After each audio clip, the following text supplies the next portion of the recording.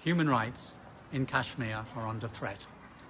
The British government needs to speak out about this because we have, as a country, a moral responsibility for creating the circumstances in Kashmir that resulted from partition many years ago.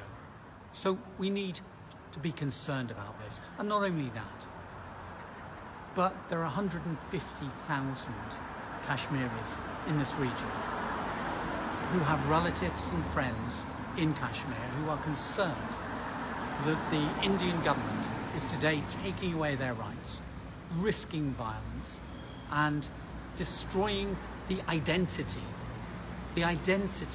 of Kashmiris. Because after partition, what happened was that Article 370 of the Indian Constitution gave a special status to Kashmir.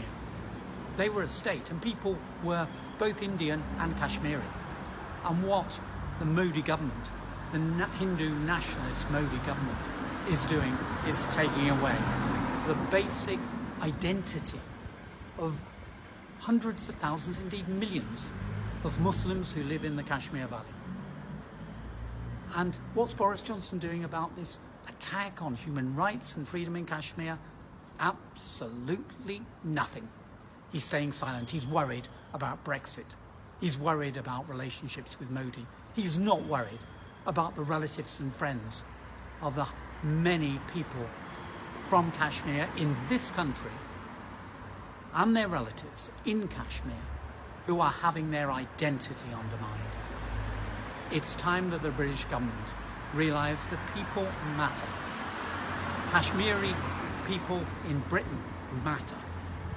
And Boris Johnson needs to recognise that their relatives matter too.